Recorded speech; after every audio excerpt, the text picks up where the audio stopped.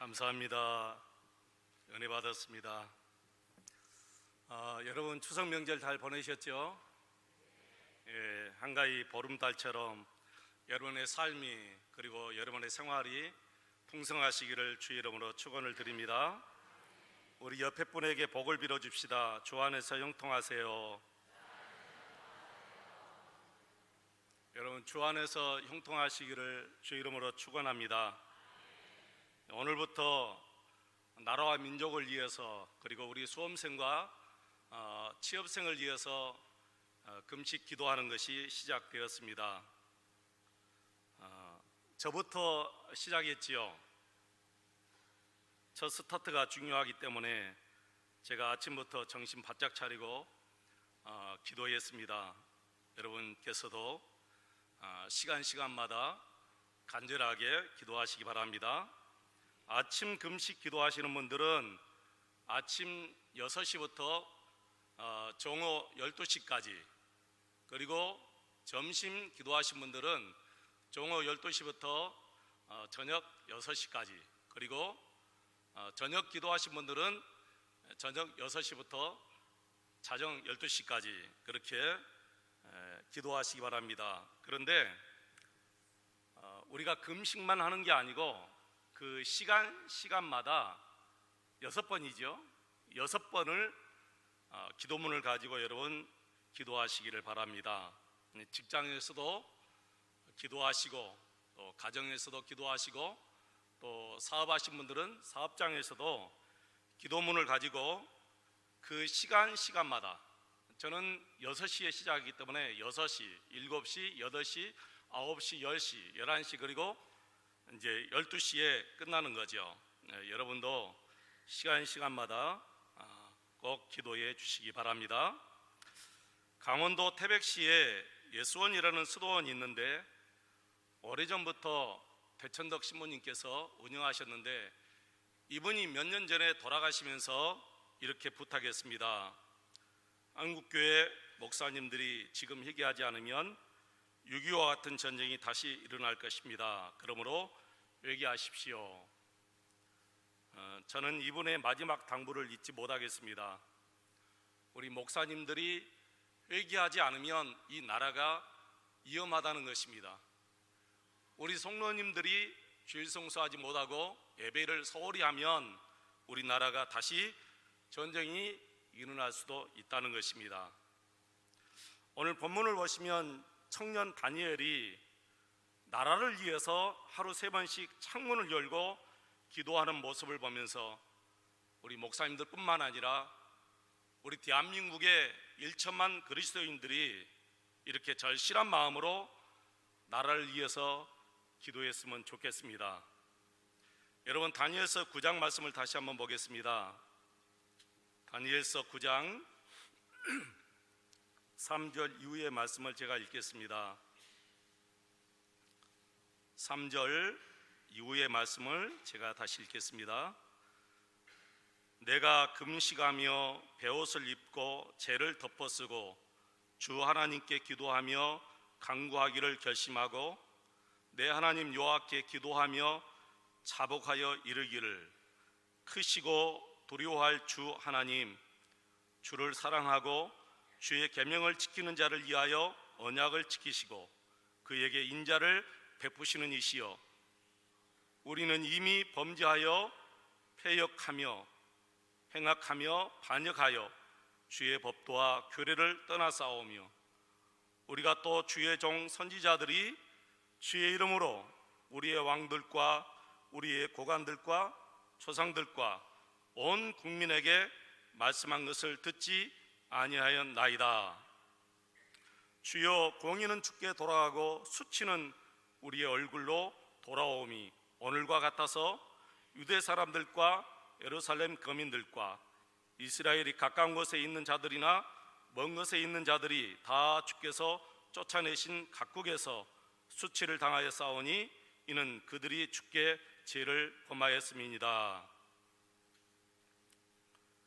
우리는 우리 믿음의 선배들의 죄를 고백하는 것이 아니라 우리의 죄를 고백해야 될 줄로 믿습니다. 선배들이 물려준 믿음도 우리가 지금 다 까먹고 있어요. 우리 믿음의 선배들이 지켜온 주일 성수도 우리는 지금 다 까먹고 있습니다. 다니엘은 믿음의 조상들의 죄를 회개했는데 우리는 조상들의 죄를 회개하는 것이 아니라 오히려 우리의 죄가 더 많아서 우리가 우리의 죄를 회개해야 될 줄로 믿습니다. 그래야 우리와 우리 후손들이 지금처럼 이렇게 평화스러운 나라에서 참되게 예배하고 복된 믿음을 지키며 살게 될 줄로 믿습니다. 여러분, 전쟁은 우리 하나님의 손에 있습니다. 우리 손에 있는 것이 아닙니다. 김정은 손에 있는 것이 아닙니다. 트럼프 대통령 손에 있는 것이 아닙니다. 전쟁은 우리 하나님께서 막아주셔야만이 이 땅 위에 평화가 임할 줄로 믿습니다. 여러분, 다니엘은 청년이지요. 나이가 어림에도 불구하고 이렇게 나라를 위해서 목숨 걸고 기도했습니다. 어떻게 청년이 적군의 왕에게 이렇게 신임을 받아서 그 큰 바벨론의 총리가 여러분 될 수가 있겠습니까? 그러자 왕의 신하들이 다니엘을 시기하고 모함하기 시작했습니다. 그리고 다니엘을 죽이려는 음모를 꾸몄습니다. 다니엘의 신하들이 이렇게 말합니다. 왕이여, 세상 천하에 왕 같은 분이 없습니다. 앞으로 30일 이내에 그 누구도 왕 외에 다른 신에게나 다른 사람에게 무엇을 구하는 자는 사자굴 속에 던지십시오. 왕은 자신을 높여주는 그 신하들의 말을 좋게 여겨서 왕의 조서에 왕의 인장을 쳤습니다. 이제는 누구도, 심지어는 왕도 그 조서를 변개할 수가 없습니다. 다니엘은 왕의 조서가 내려진 것을 알았습니다. 그럼에도 불구하고 목숨 걸고 전해했던 그대로 기도 생활을 이어갔습니다. 결국에 다니엘은 사자굴 속에 던져져야 했습니다. 왕이 이때서야 정신이 바짝 든 거예요. 아, 내가 신하들에게 속았구나. 그래서 다니엘에게 어떻게 해서든지 살려내려고 했습니다. 여러분, 6장 13절로 14절 한번 읽겠습니다. 6장 13절 14절입니다. 그들이 왕 앞에서 말하여 이르되, 왕이여, 사로잡혀온 유다 자손 중에 다니엘이 왕과 왕의 도장이 찍힌 금령을 존중하지 아니하고 하루 3번씩 기도하나이다 하니, 왕이 이 말을 듣고 그로 말미암아 심히 근심하여 다니엘을 구원하려고 마음을 쓰며 그를 건져내려고 힘을 다하다가 해가 질 때에 이르렀더라. 왕이 한순간의 실수로 자신이 가장 신임했던 한 신하를 잃게 되었습니다. 나중에야 깨닫죠. 그리고 다니엘을 살려내려고 하지만 이미 때가 늦어버린 거예요. 왕 자신이 조서에 당신의 도장을 찍어버린 거예요. 어떻게 변경할 수가 없습니다. 어쩔 수 없이 왕은 다니엘을 사자굴 속에 던져 넣으면서 안타까워서 16절에 이렇게 말하죠. 다니엘아, 나는 믿는다. 너가 믿는 하나님, 너가 의지하는 그 하나님께서 너를 사자굴 속에서 건져내실 것이다. 그리고 다니엘은 사자굴 속에 던짐을 당했습니다. 왕은 그날 밤 궁에 돌아와서도 잠을 이루지 못합니다. 자신이 어리석은 짓을 했기 때문입니다. 19절부터 21절 말씀까지 보겠습니다. 19절부터 21절입니다. 이튿날에 왕이 새벽에 일어나 급히 사자굴로 가서 다니엘이 든 굴에 가까이 이르러서 슬피 소리질러 다니엘에게 묻되, 살아계시는 하나님의 다니엘아, 내가 항상 섬기는 내 하나님이 사자들에게서 능히 너를 구원하셨느냐 하니라. 다니엘이 왕에 이르되, 왕이여, 원하건대 왕은 만수무강하옵소서. 나의 하나님이 이미 그의 천사를 보내어 사자들의 입을 봉하셨으므로 사자들이 나를 상해하지 못하여 싸우니 이는 나의 무지함이 그 앞에 명백함이오며 또 왕이여 나는 왕에게도 해를 끼치지 아니하였나이다 하니라. 아멘. 왕이 너무너무 기뻐서 자신을 모함하고 다니엘을 모함했던 그 신하들과 그 식구들을 사자굴 속에 다 던져버렸습니다. 여러분 24절 보겠습니다. 24절 보면 왕이 말하여 다니엘을 참소한 사람들을 끌어오게 하고 그들을 그들의 처자들과 함께 사자굴에 던져 넣게 하였더니 그들이 굴 바닥에 닿기도 전에 사자들이 그들을 움켜서 그 뼈까지도 부셔 버렸더라. 저는 처음에 이런 생각을 했어요. 다니엘이 창문을 다 열고 사람들이 다 보는 앞에서 하루에 3번씩 기도했잖아요. 저는 그런 생각이 들더라고요. 30일 동안만이라도 기도를 그쳤으면 좋았을 텐데 30일 동안이라도 어디 숨어 들어가서 기도했으면 좋았을 텐데 그런 생각을 했는데 이것이 바로 나의 믿음과 다니엘 믿음의 차이예요. 이것이 내 생각과 다니엘 생각의 차이다는 거예요. 우리 하나님은 믿음대로 역사하십니다. 내가 하나님을 믿는 만큼 하나님께서 역사하셔요. 그 어떤 보상도 원하지 않고 오로지 목숨 걸고 하나님만 섬기기로 했던 다니엘의 큰 순수한 마음을 하나님께서 아신 것입니다. 우리 하나님은 우리의 마음을 보십니다. 내가 어떤 마음으로 교회를 섬기는지, 내가 어떤 마음으로 봉사를 하는지 우리 하나님은 다 아시는 거예요. 그래서 하나님은 반드시 보상해 주십니다. 여러분이 섬기시는 것, 여러분이 봉사하시는 것만큼 하나님은 반드시 여러분에게 보상해 주시는 줄로 믿습니다. 오늘 우리는 다니엘에게서 배워야 합니다. 그리고 다니엘처럼 우리가 살아야 될 줄로 믿습니다. 다니엘에게서 무엇을 배워야 되겠습니까? 첫째는 다니엘은 하나님만 주목하고 하나님께만 집중하고 모든 시선을 하나님께만 향하고 살았습니다. 하나님을 믿는 사람들은 하나님께만 집중하고 살아야 됩니다. 염려가 와도 염려에 집중하면 안 됩니다. 염려거리가 오잖아요. 그러면 그 염려거리에 집중하다 보면 더 깊이 빠져 들어가게 돼요. 그러니까 염려거리에 집중 안 되고 그때 바로 하나님께 내가 집중해야 돼요. 하나님을 바라봐야 돼요. 두려움이 와도 두려움에 집중하다 보면 더 두려워져서 아무것도 못하고 나중에는 진짜 자살까지 합니다. 그때 하나님께 집중해야 됩니다. 혹시 여러분 중에 어려움이 있습니까? 사업에 어려움도 있을 수가 있지요. 자녀들에게 어려움이 있을 수가 있습니다. 이 모든 어려움 속에서 이 어려움에 다 집중하다 보면 여러분 낙심하게 되고 오히려 더 절망하게 되고 일어나지 못해요. 그렇기 때문에 그럴수록 더 하나님께 집중하고 나의 모든 시선을 하나님께 돌려야 될 줄로 믿습니다. 여러분 다니엘을 보시기 바랍니다. 가장 힘들 때입니다. 자기 생명이 지금 죽어나가야 될 때예요. 그때 왕에게 집중하지 않았어요. 저는 왕에게 살려달라고 다니엘이 집중할 줄 알았어요. 그런데 다니엘은 왕에게 집중하지 않았습니다. 자기 동료들에게 가서 내가 실수했다, 한 번만 용서해달라, 그렇게 신하들에게 자기 동료들에게 집중할 줄 알았는데 자기 동료들에게 집중하지 않고 하나님께만 더 집중한 거예요. 사자굴 속에 들어가서도 마찬가지입니다. 그 두려움 속에서도 사자들에게 집중하지 않고 하나님께 집중한 거예요. 사랑하는 성도 여러분, 왕보다 더 크신 하나님이 계십니다.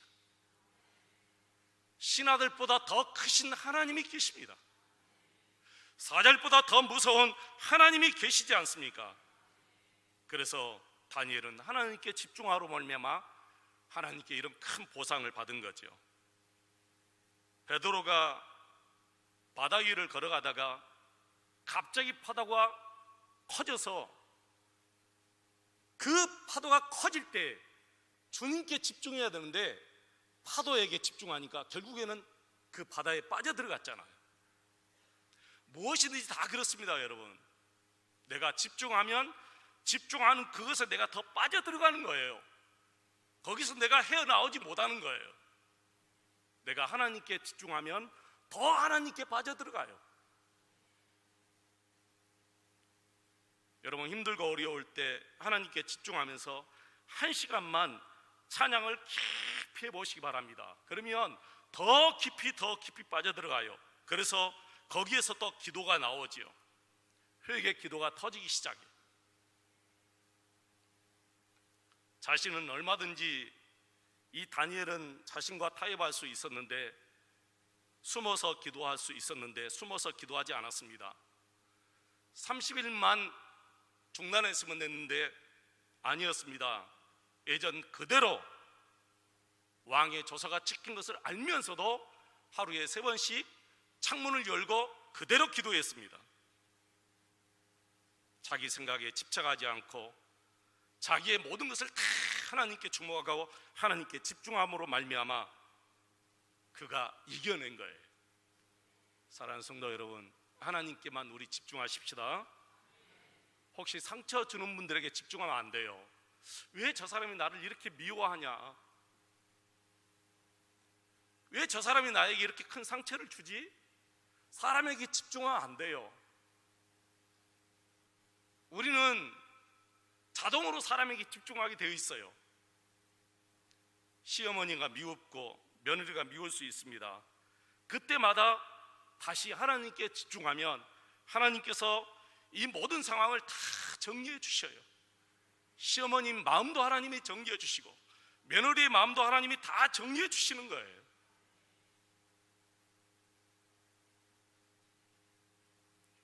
다니엘에게 배우는 두 번째는 다니엘의 삶이 하나님 앞에 너무나 정직하고 깨끗했다는 것입니다. 이방 사람 다니엘이, 그것도 포로 출신 다니엘이 왕에게 신임을 받았을 정도라면 다니엘이 얼마나 여러분 깨끗하게 살았겠습니까? 얼마나 성실하게 살았겠습니까? 왕의 신임을 받을 정도면 한순간 잘해서 신임을 받을 수가 없습니다. 처음부터 마지막까지 포로로 끌려오면서부터 시작해서 지금까지 다니엘은 너무나 깨끗하고 정직한 삶을 살았고 성실했기 때문에 왕의 신임을 받아서 바벨론 총리가 된 줄로 믿습니다. 왕의 신하들이 다니엘을 모함하기 위해서 다니엘의 뒤를 다 조사했습니다. 근데 털끝만큼도 흠을 잡지 못한 거예요. 여러분, 목숨 거는 용기는 죄가 없어야, 실수가 없어야, 내게 흠이 없어야 목숨 거는 용기가 생기거든요. 근데 그 용기가 어디서 오느냐? 바로 하나님과 바른 관계에서 그 용기가 와요. 하나님과의 관계가 틀어지면 이 용기는 나올 수가 없습니다. 다니엘이 하나님 앞에 정직하고 다니엘의 삶이 하나님 앞에 깨끗했기 때문에 그 바른 관계 속에서 이 목숨 거는 용기가 나온 거예요. 여러분, 우리 삶이 깨끗해야 될 줄로 믿습니다. 제가 처음 설교할 때 작은 교통법규부터 지키자고 말씀드렸지요.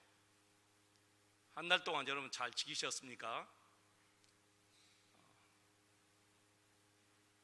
물론 실수로 법규를 지키지 못할 때가 있습니다. 그래도 낙심하지 마시고 다시 한번 의식하면서 교통법규를 여러분 잘 지키시기를 바랍니다. 아주 작은 법을 잘 지켜야 하나님의 큰 법을 우리가 잘 지키며 살아갈 수가 있는 것입니다.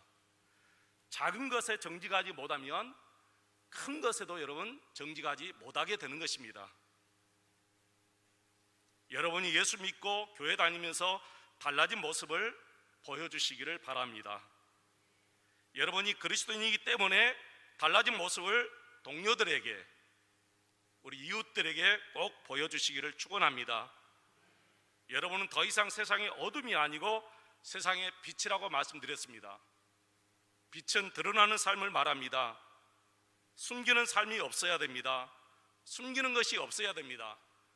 내 모든 삶이 다니엘처럼 다 드러나도 흠 잡힐 것이 없어야 됩니다. 그것이 여러분 빛의 삶입니다. 저와 여러분이 성경에 보니까 빛이라 그렇게 말씀했습니다. 왕에게 신임을 받고 동료들에게도 흠이 잡히지 않는 다니엘을 보면서 여러분 깨달아지는 것이 없습니까? 지금 한국 교회는 조롱을 당하고 또 손가락질을 당하고 많은 사람들에게 정말 듣지 못할 말을 듣고 있습니다. 어쩌다 한국 교회가 이렇게 돼버렸습니까? 여러분, 이유가 무엇입니까? 우리가 교회의 순결을 잃어버렸기 때문에 그렇습니다. 우리가 성도의 깨끗함을 잃어버렸기 때문입니다. 우리가 부패했기 때문입니다. 우리가 정직하지 못하고, 하나님의 자녀들이 정직하지 못하고 거짓을 일삼기 때문입니다. 여러분, 다른 것이 능력이 아닙니다. 정직이 능력입니다. 순결이 능력이고 깨끗함이 능력인 줄로 믿습니다. 우리가 깨끗하면, 한국 교회가 깨끗하면 누가 교회를 향해서 돌을 던지며 누가 교회를 향해서 손가락질을 할 수 있겠습니까? 오히려 우리가 정직하고 한국 교회가 깨끗하면 저들이 한국 교회를 두려워하고 오히려 우리를 존경하게 됩니다. 저 자신을 보아도 그렇습니다. 정직하지 못하고 깨끗하지 못하면 사람 앞에 서는 것조차 두려워서 말을 하지 못하는 거예요.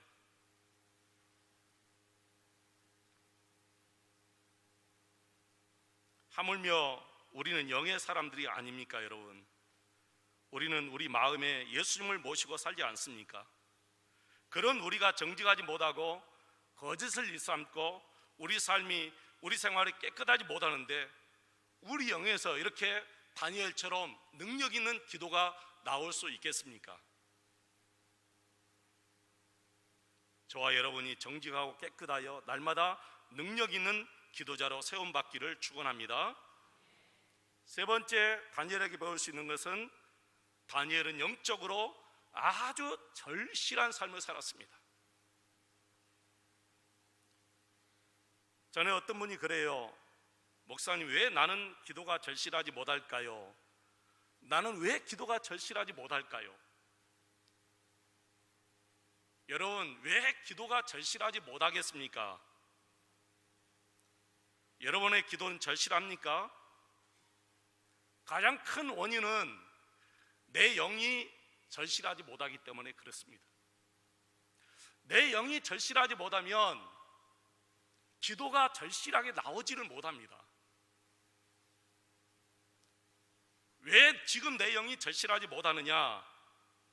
배부르고 등 따숩고 먹을 것 쓸 것 너무 풍성하기 때문에 그래요, 사실. 그래서 우리의 시선이 다 세상에 향해 있는 거예요. 우리의 관심이 세상 것에 있는 거예요. 그러다 보니까 영적으로는 지금 메말라 있어요. 그러니 어떻게 여러분 기도가 간절할 수 있겠습니까? 기도가 간절할 수 없지요. 예전에 어떤 집사님이 이암에 걸리셨습니다. 병원에 신방 갔더니 그분이 그랬어요. 목사님, 내 영이 지금보다 더 절실할 때가 없습니다. 내 영이 지금보다 더 절실할 때가 없었다는 거예요. 지금이 내 영이 가장 하나님 앞에 절실할 때라고 말했습니다.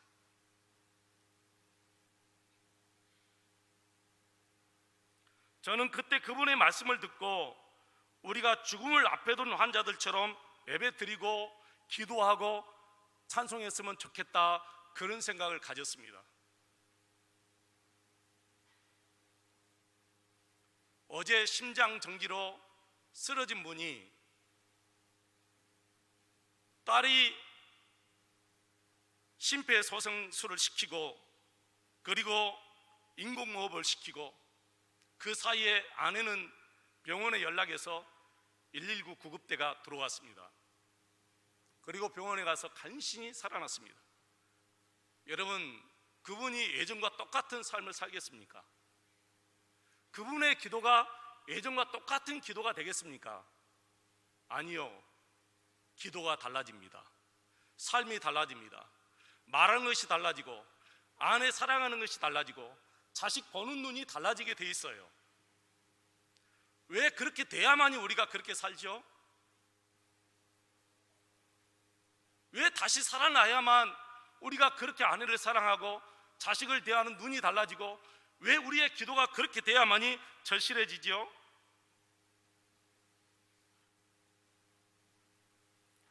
몸이 아프신 분들을 여러분 보시기 바랍니다.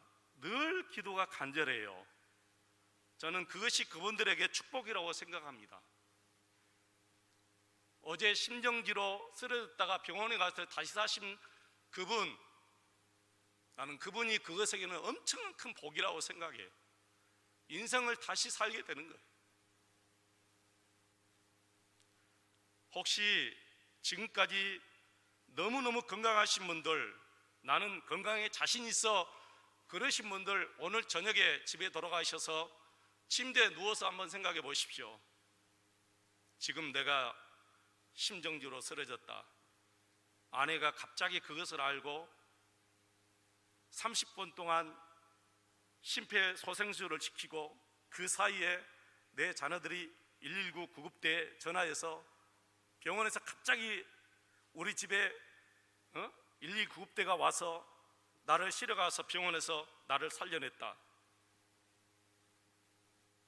여러분 생각해 보십시오. 여러분의 삶이 달라져요. 아내를 다르게 사랑하게 돼요. 자식을 보는 눈이 달라져요. 그리고 무엇보다도 하나님 앞에 기도하는 절실함이 달라집니다. 우리에게는 이런 절실함이 지금 없어요. 다니엘에게는 있는데 왜 우리에게는 없느냐는 거예요.